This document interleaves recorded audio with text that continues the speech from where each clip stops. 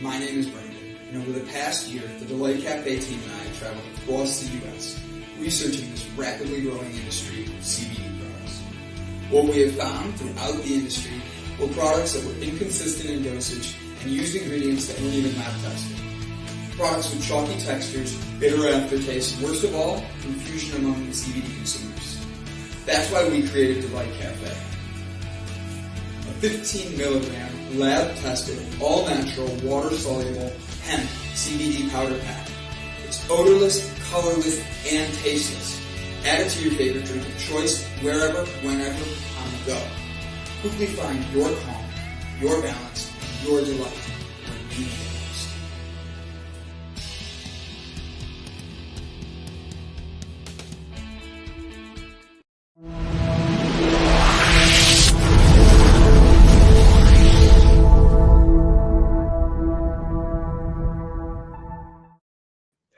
Good evening, ladies and gentlemen. I am so happy to be here today. We have an amazing show planned for you guys. First things first, my name is Brandon, but guess what? We don't have a Fuck Joe this week, and I'm not going to name Kate that. So she gets to keep Banana Tattoo Kate, and I am so excited to have you back, Kate. How are you doing? I'm doing great, Brandon. How are you? Everything been good? Busy, good, happy. Life has a way of making you stop at times when you're not taking care of yourself the right way, and the universe is like, hey, you stop. And it did that to me a couple weeks ago, and I'm getting back on my feet and getting moving again. How about you? Good. Yeah, no, today I'm actually celebrating my son's 16th birthday. So today he turned 16. So it's amazing. Yeah, I love it. And so gifted him a car, and so he got his car. And what did you get him? Chevy Spark.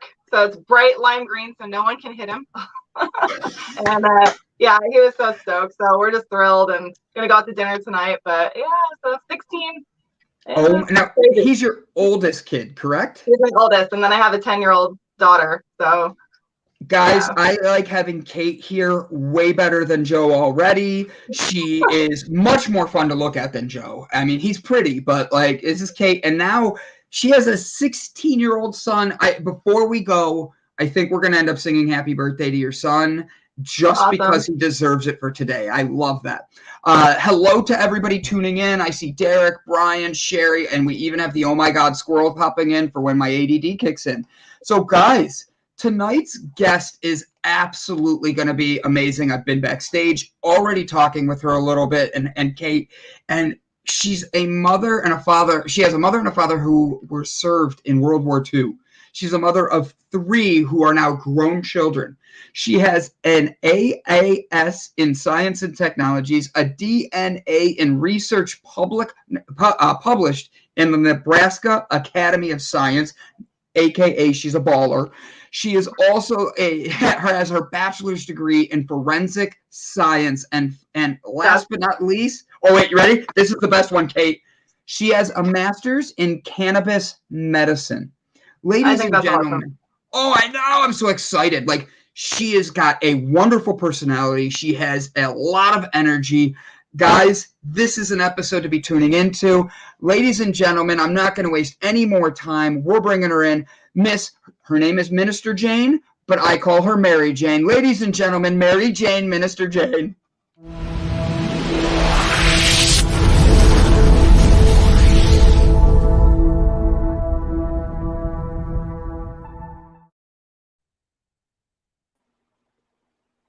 Hello.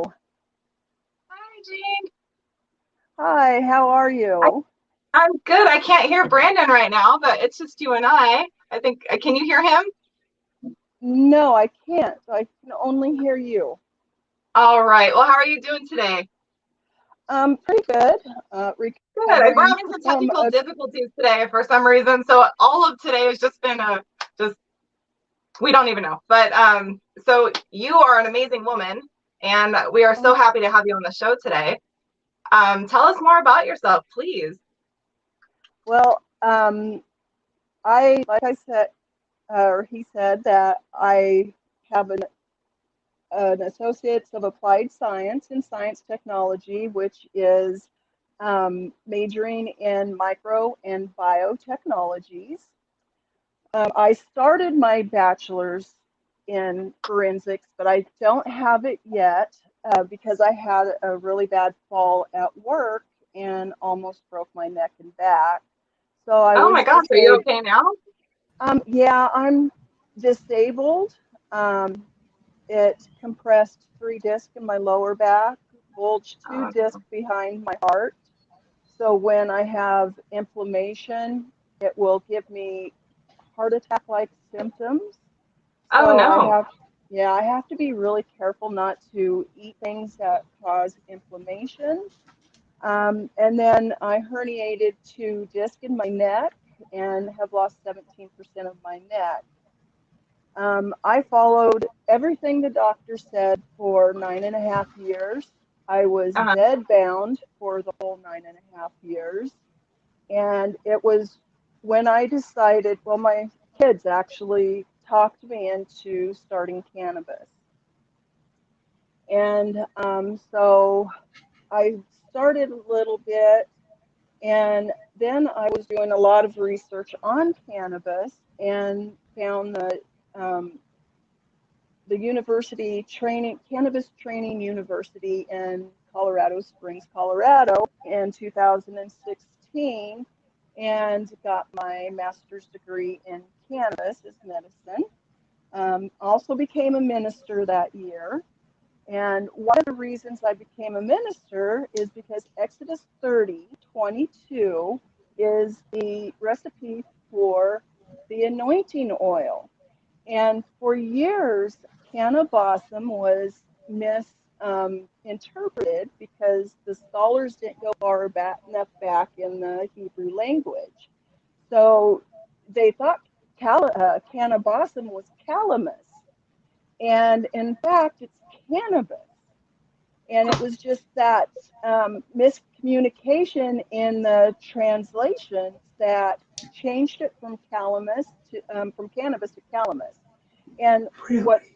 what's strange is everyone's saying, no, it's calamus, it's not cannabis. Cannabis treats more illnesses and diseases than calamus, and calamus has natural mDNA in it. So it's a lot more psychoactive in the eastern strains of calamus, but there's many churches that are using cannabis as a sacrament. And also, a Catholic church, the nuns are actually growing and smoking cannabis themselves and selling as well. So, I mean, it shouldn't be considered something as taboo. I mean, it should be in that realm. I mean, go out in the garden, go pick some roses and go grab some bud. I mean, that should be the norm. I love it.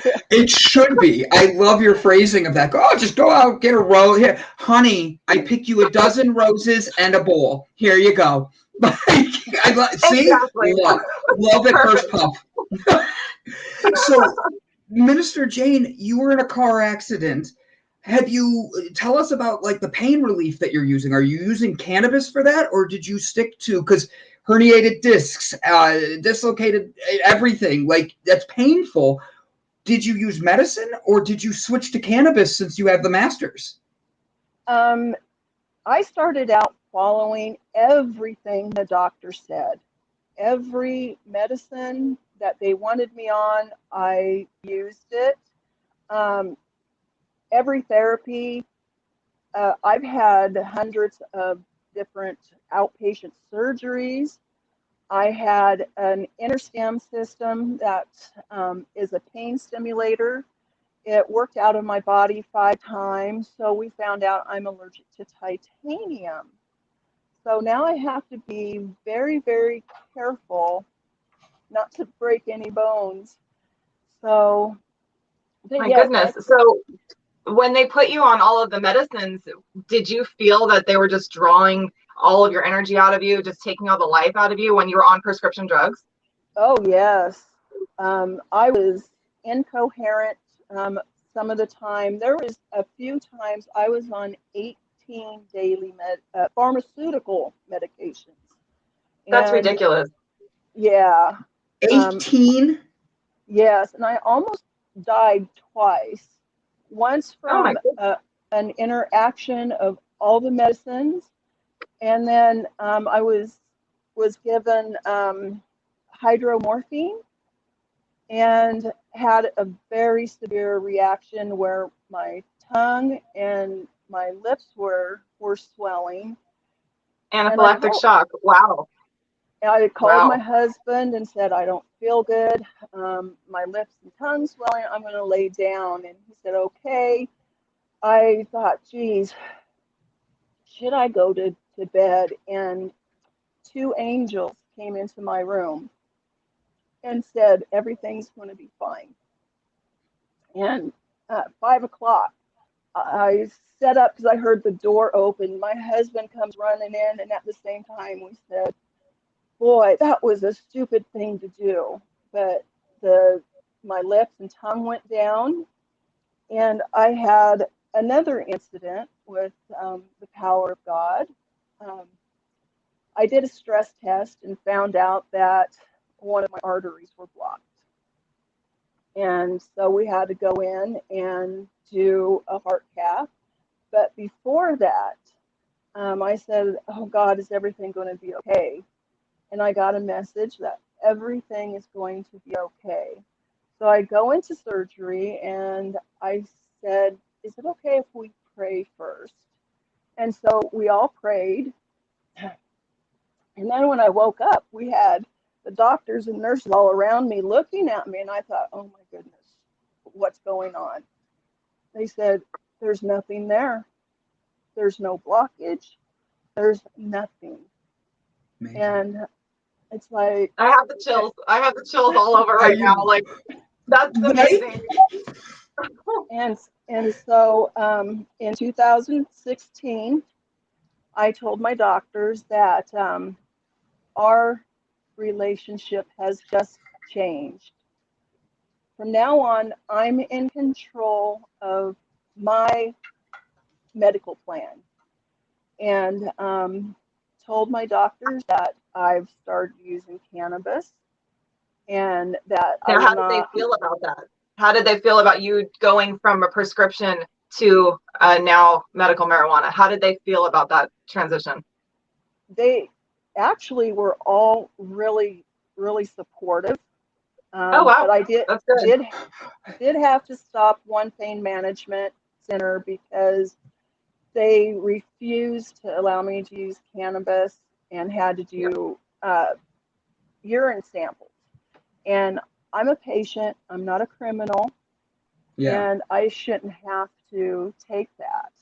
Mm-hmm. And so Yeah, I have a similar story to you, and I had experienced the same thing. And in order to get better, I had to get off the medication. And in order to get off the medication, I had to sign for life a contract stating that I will never be on pain management again in order to use the alternative of medical marijuana. So they do not want you getting off of their medicine. They want you to stay on the pills, and they want you to be a slave to that whole system. And it's horrible. It's horrible. Mm-hmm. So yeah, it just really infuriates me that we have so much historical, written, documented facts on cannabis. It goes Mm-hmm. back 10,000 years to the Ming Dynasty, where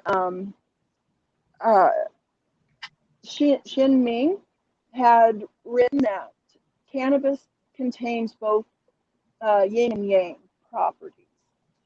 We've have religions that still use it as a sacrament.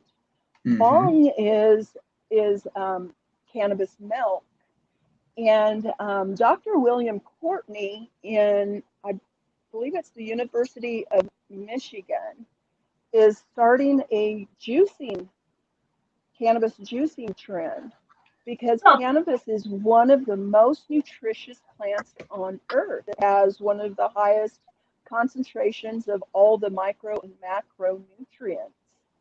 And by juicing fresh green leaves and bud, you can have the highest THC. And if you're very careful of what you're mixing your juice with, you won't get high. But if you take and mix it with mango or wild thyme or some other herbs with a high myrcene level, that will actually decarboxylate the THC and other cannabinoids in your system. So cannabis oxidizes 3 ways. You have like the THCA, CBDA, CBNA. That means that the carboxylic acid is still attached to that cannabinoid chain. So when we heat the cannabis, it breaks that chain, and then we have the decarboxylated stage. So we have the THC, CBD, and CBN, and so on. Now, it will oxidize one more time into THC Bavarian or THCV. And this also is not psychoactive and is actually used for pain management and weight loss, believe it or not. So when it's in the decarboxylate stage, it helps with weight gain, but in the oxidized state of THCV, it helps you lose weight. And then another very interesting concept of cannabis, I've heard law enforcement wanted to start swabbing your cheeks and see if you have cannabis in it. But when you're leaching those cannabinoids out of your cheek cells, that is a precursor to obesity.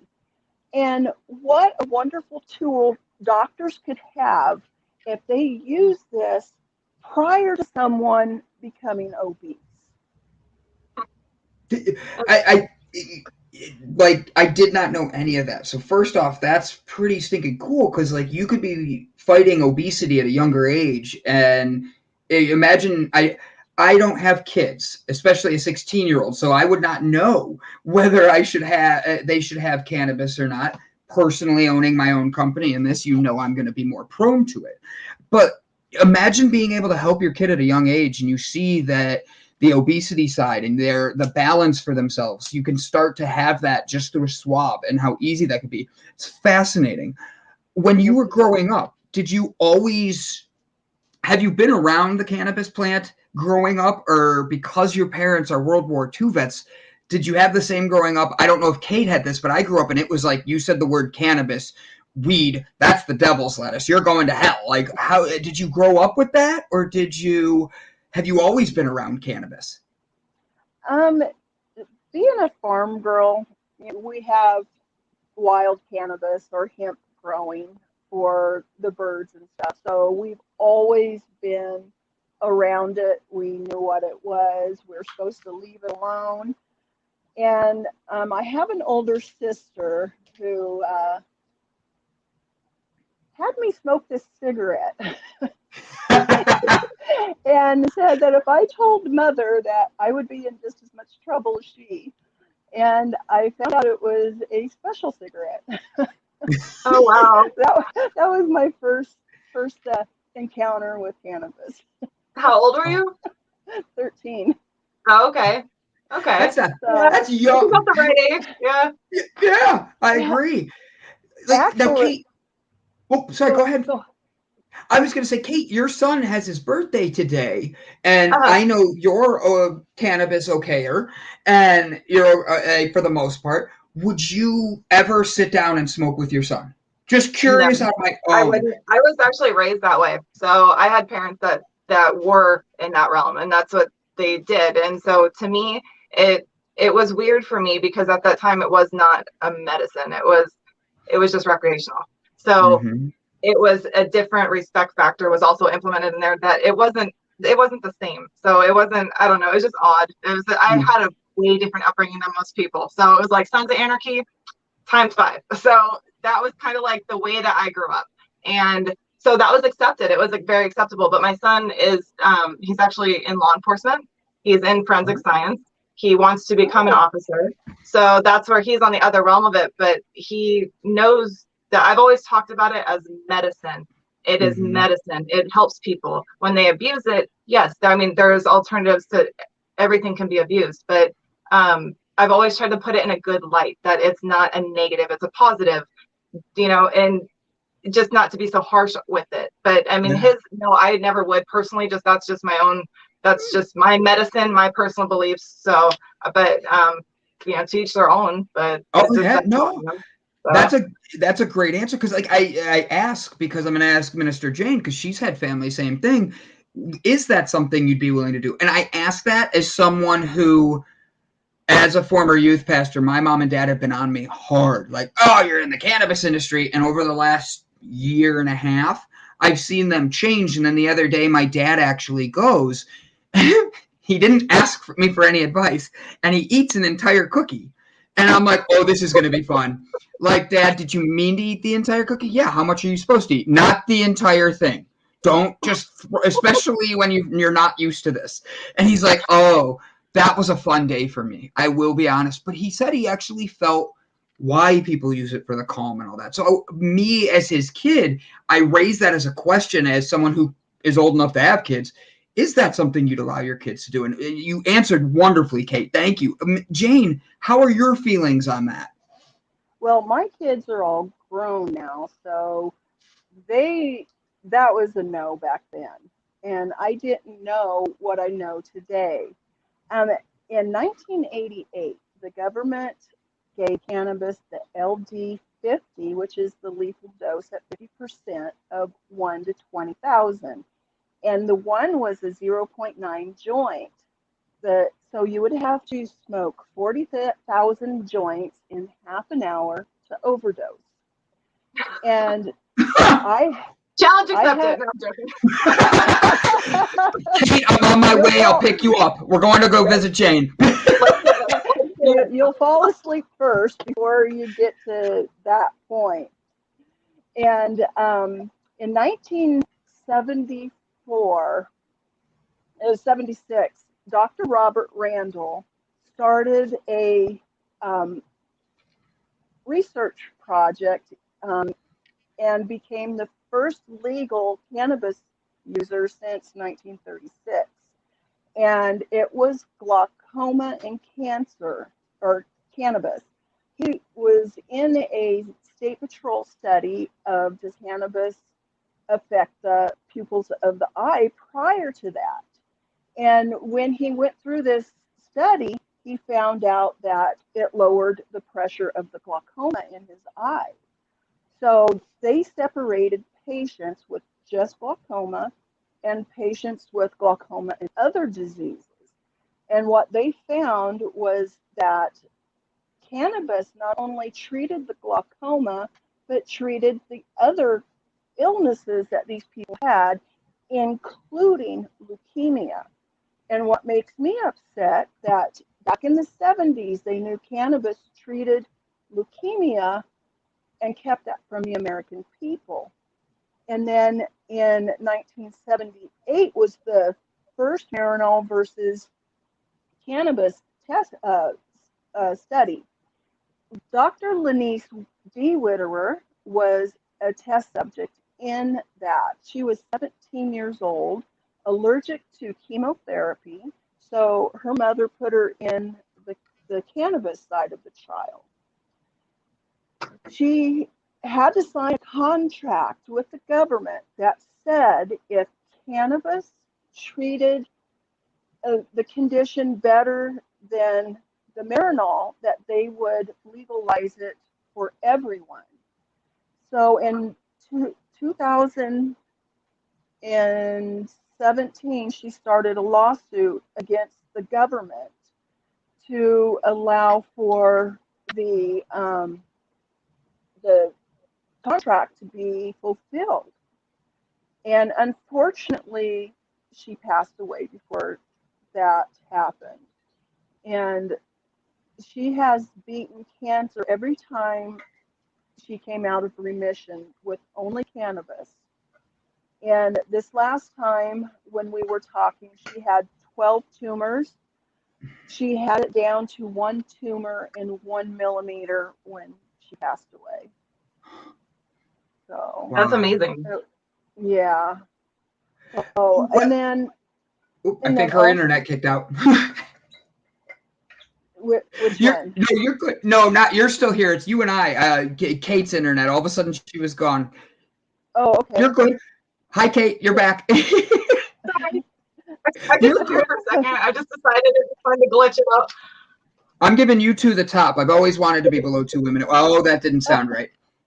It said it, and as I'm saying it, my mind goes, "Stop, Brandon," and it's like already out. Yeah, see? Don't let either of your husbands hear that part of the comment.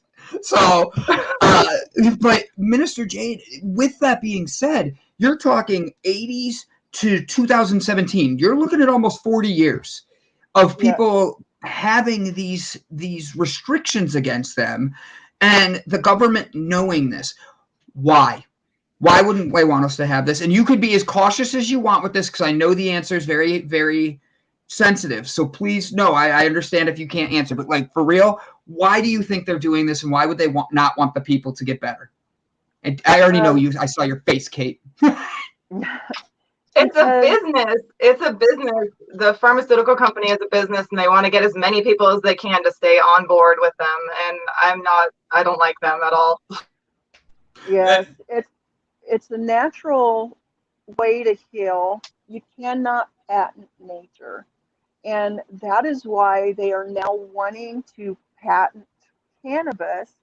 And they are talking about genetically altering the cannabis plant to make less THC.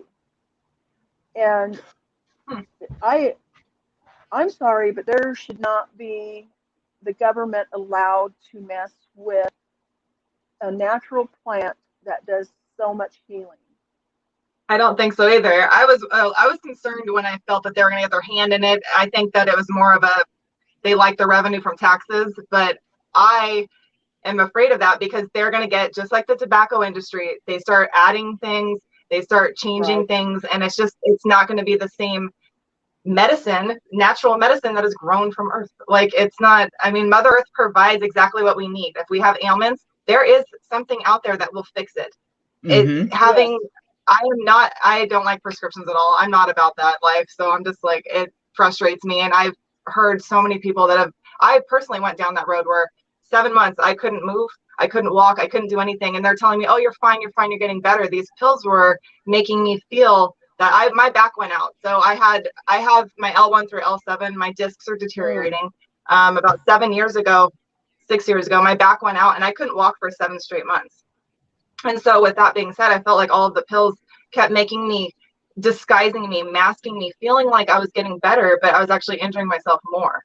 And so my alternative, I was like, look, I need to get off this or I'm going to die. Like I really felt like I was on the road to dying because it was not making me any better. And I was overweight. I was not feeling good. I couldn't move. Like I had no mobility.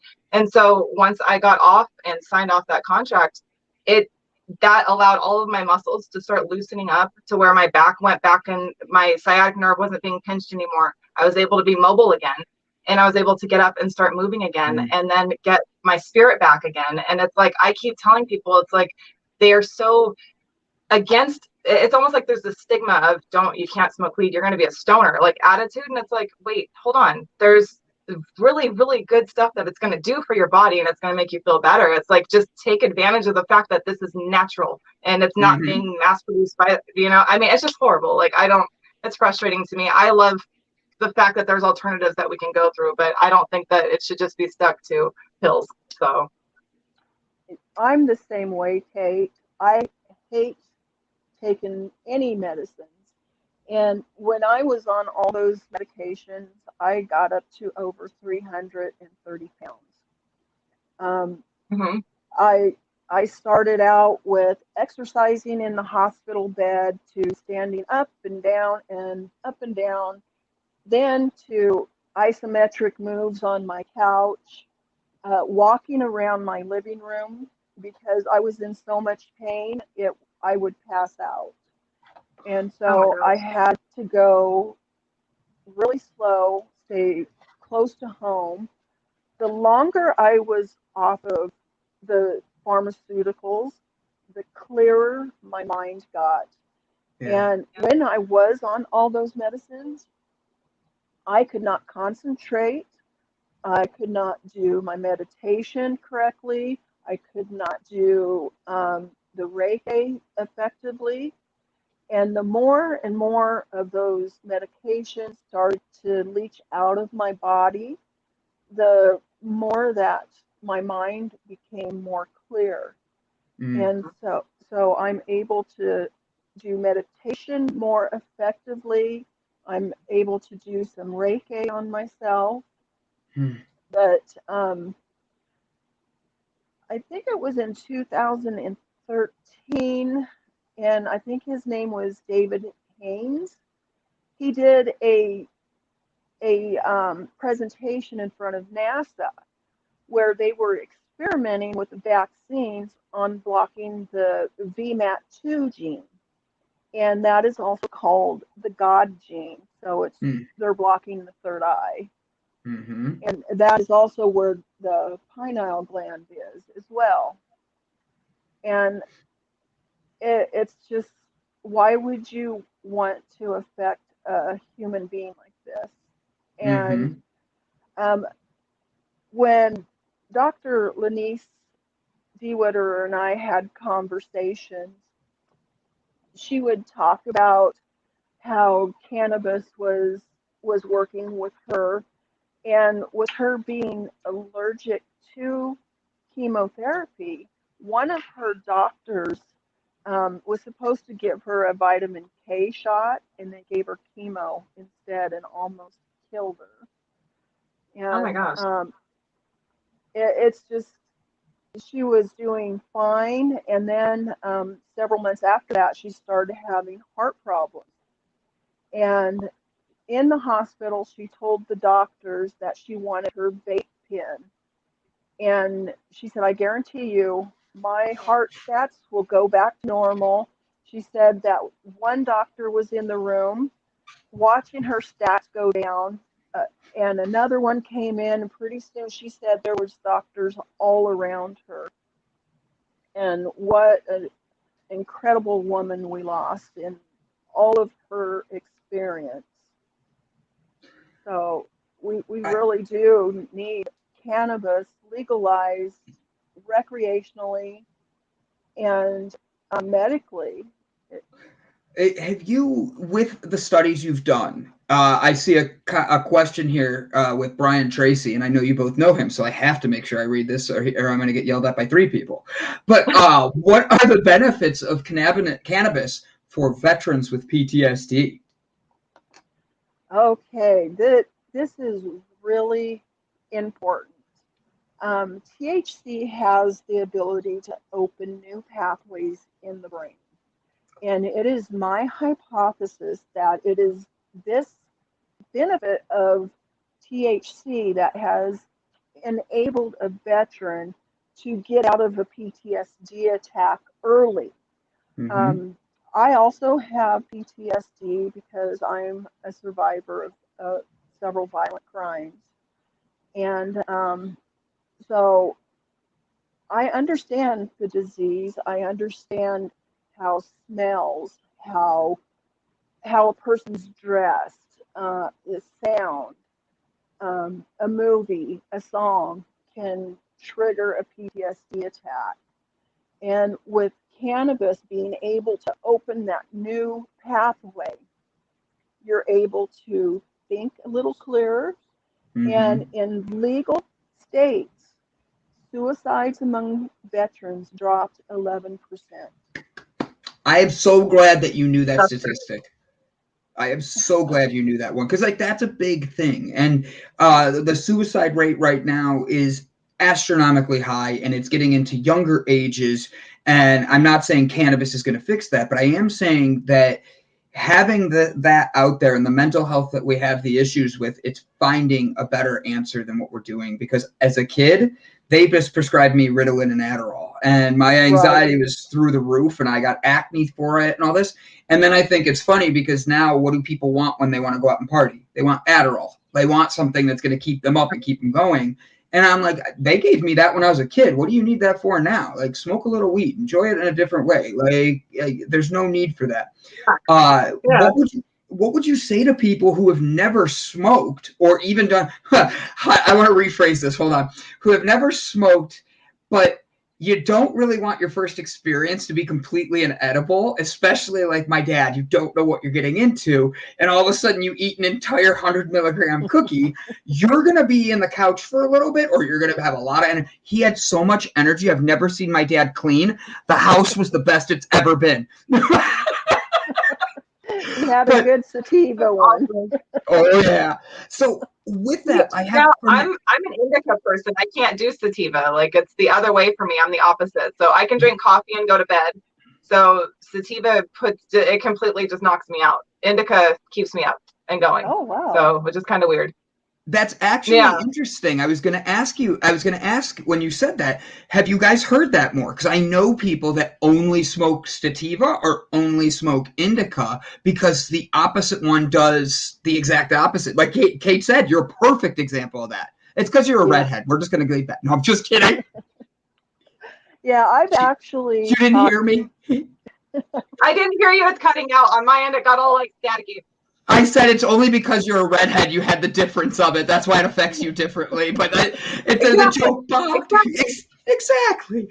Have you noticed that with people, though, with Minister Jane? Because there is people like Kate out there who they have to smoke something or they have to use something in a different way and know what they're getting.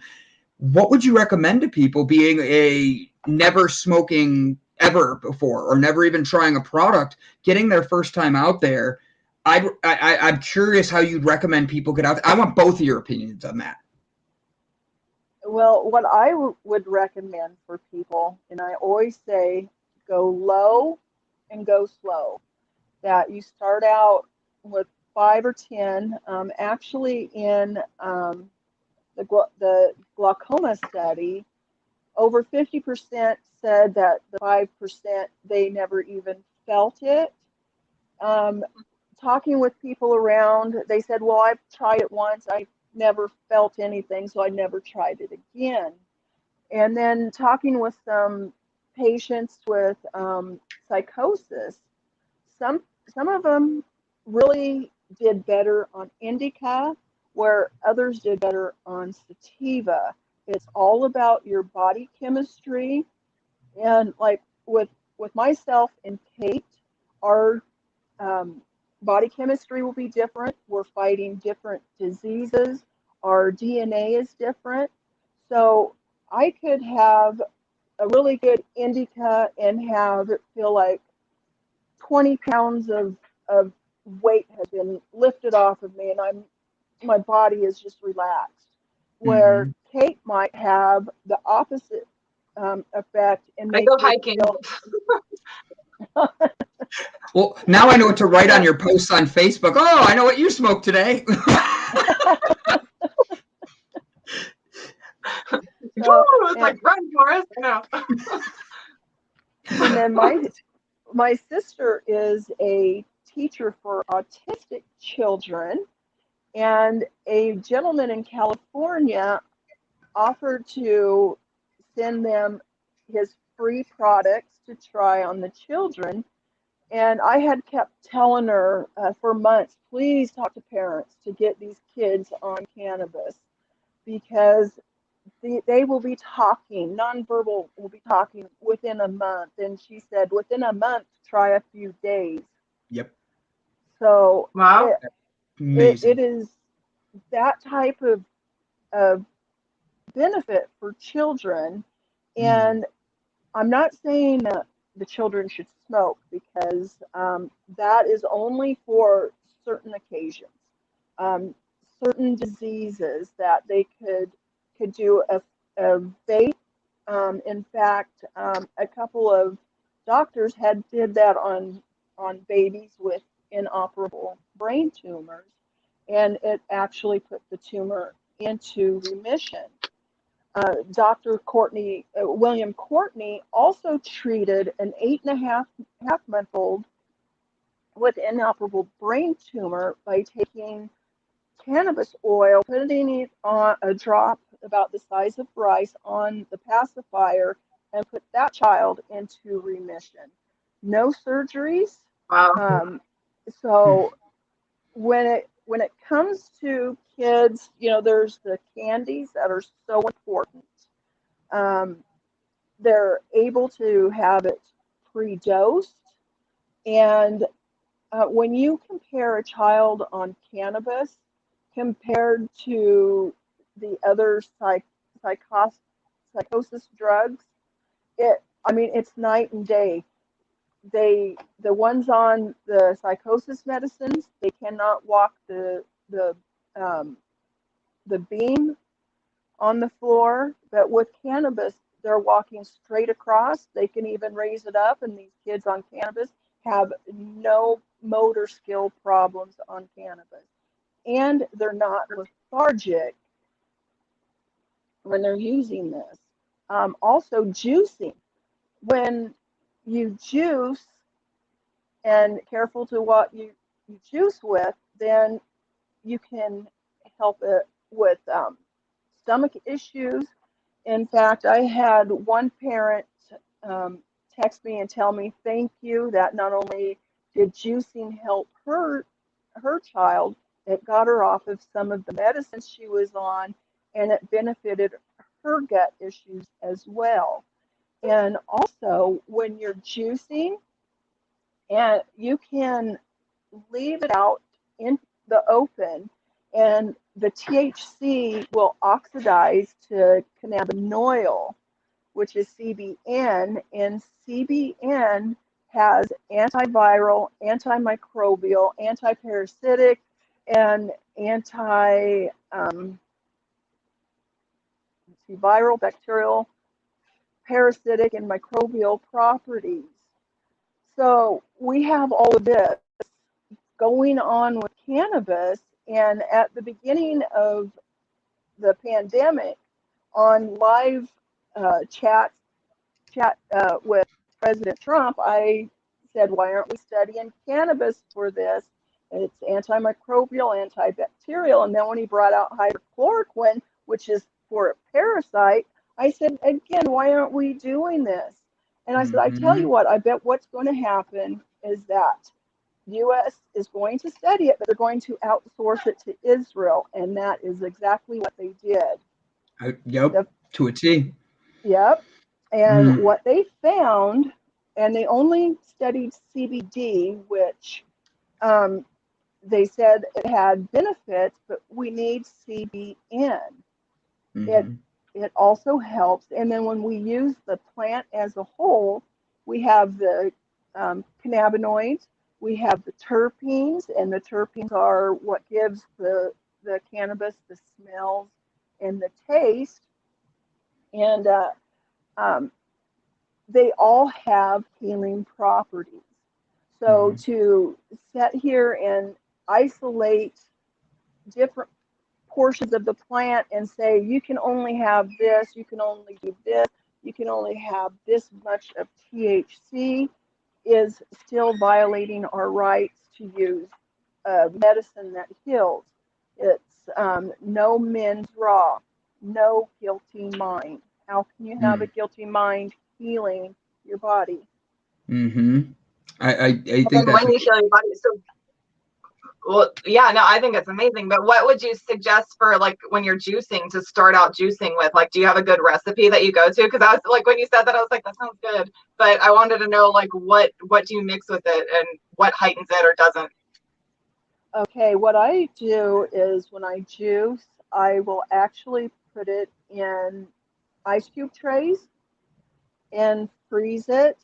And I will take 1 or 2 ice cubes and put it in whatever juicing recipe that I like. I also put it in smoothies, and it does give it a bit of a plant taste, but it's not that bad. So Go ahead.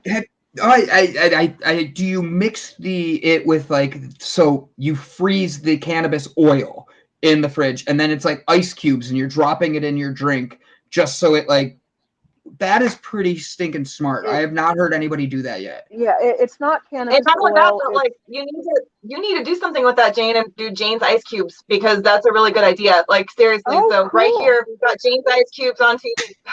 We Hey, all right, yes. we get the first ones. We get the first ones, Yes. and when we have to drive up to Nebraska to go up there and see if we can help her make these. We got to test Let's the go. product. What are we waiting yes. for? I'm gonna get a tattoo while we're there, guys. Kate's gonna tattoo me. All right. So, Oh, cool.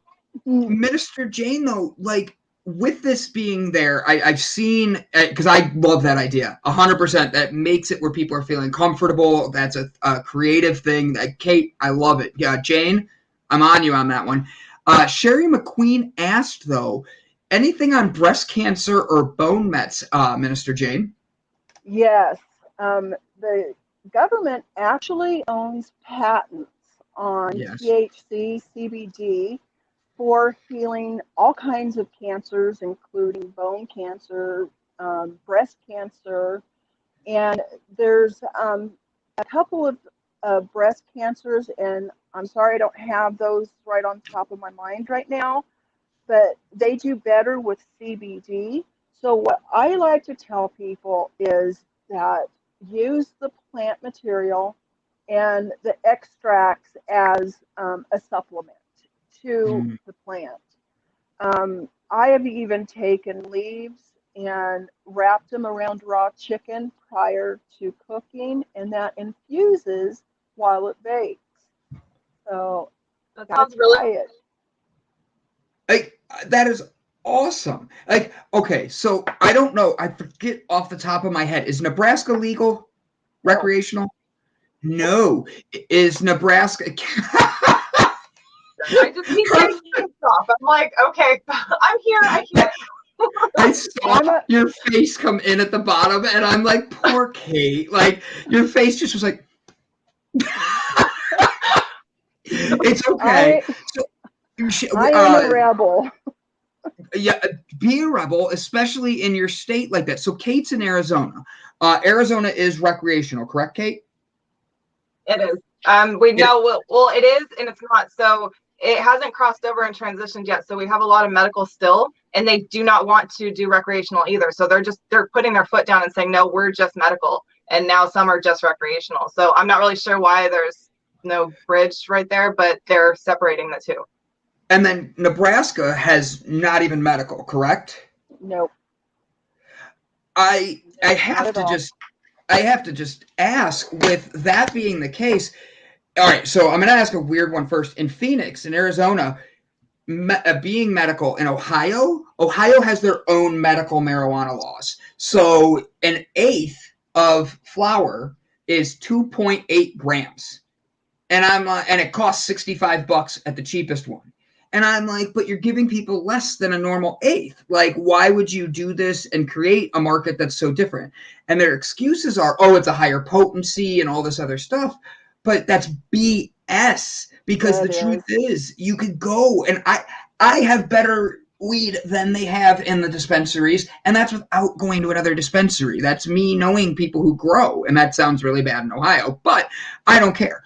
I really don't. It's one of these things where it's Michigan is recreational and medical, and I think that there needs to be an idea or a concept where people can balance this, because you can't tell me that Ohio has better weed than Michigan and Arizona and New York when they've been doing it legally for a while. And you can't tell me that just because Arizona is next to Nevada, that the weed is going to be that, or the cannabis is going to be that different, and one can be medical and one can be legal. So it raises questions to me of how the governments don't even know what they're talking about to make sure that we know what we're talking about as consumers. And that's why we bring people on like Minister Jane. She's Minister Mary Jane. I think that is what I'm going to call her now. I switched it right now. I take the honor. Minister Mary Jane and her awesome ice cubes. Yes. Yes. I think that we just named it. Like, I am going to be working on some silicone molds when we get off of here and see what we can I make. think that's so. I was going to ask, actually, with your forensic science, have you applied that at all with the cannabis studies that you've done? Like, is there something that you've derived from that or that you've stumbled upon with the knowledge that you have in both fields? Well, yeah, with the forensic aspect of it, I've talked with a lot of scientists who are looking at the cannabinoids, and a lot of us heard about the endocannabinoid system 1 and 2. I've talked to some that have found 6 more, and I've heard that there are up to 16 different cannabinoid systems in our body. And what that means is that we have receptors in our body that is attracted to the different molecules and cannabinoids in cannabis. And we know that THC stores in our fat cells, so does the other cannabinoids. And what happens when a cannabinoid receptor gets depleted, the fat cells releases those cannabinoids to rehydrate those cells. I don't know if hydrate is the right word, but they fulfill those receptors. And what's interesting is forensically, they have dissected the brains of NFL players and of Alzheimer's patients. And what they found with the NFL players is that those players who used cannabis prior to the head injuries, that their brain was in better shape than those who did not. So U.S. patent 6630507 is the patent for THC and CBD for the protection of the brain from trauma and ischemic events, which are strokes. It also helps with ischemic events in the heart. So the government knows all this because they own the patents on it. And then patent 20160015682. I think that's the right number. I'm Googling it right now to double check you. You know, no, I'm just fascinated that you even you know that there is a patent, and if you wanted to Google Scholar search this, you guys could find these patents. They are readily available for you to see. They are not hiding in the government. You will be able to find it. Yes. Jane, with that being all out there, there's 5 minutes left. Kate, I love you. I feel bad that your internet is hating you today, but guess what? You're gonna get ice cubes soon enough that will help relieve you for that. So I love it. Now, with that being said, how do you? I think of doctors and all that, and I have my own master's degrees. How you have to do continuing education for certain fields. And with this being a brand new industry, how do you do continuing education?